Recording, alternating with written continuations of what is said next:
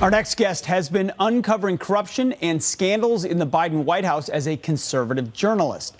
Now, at just 25 years old, he's trying to become the youngest member of Congress. Congressional candidate Matthew Foldi joins us now. Matt, thanks for being here.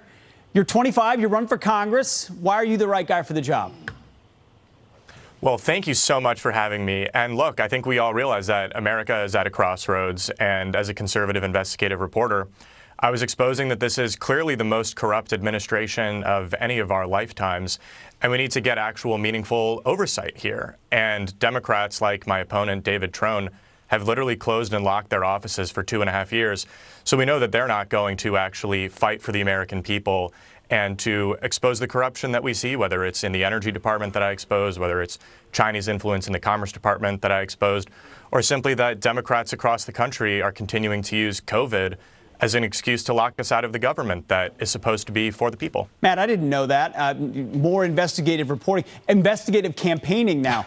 You're saying Democrat offices in your district and presumably elsewhere are still locked? Constituents can't go in because of COVID? It's an absolute scandal, and David Trone is probably the laziest member of Congress. His government offices are still closed due to COVID.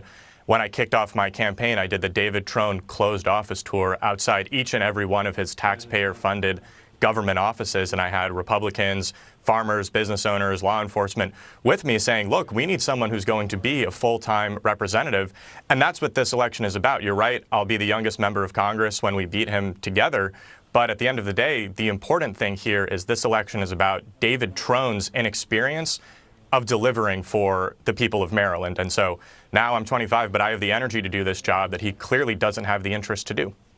Matt, real quick, we've got 30 seconds. If you are to make it to Washington, D.C., what are you going to focus on? American energy independence, stopping inflation, and actually supporting law enforcement, which the Democrats have completely abandoned across this country.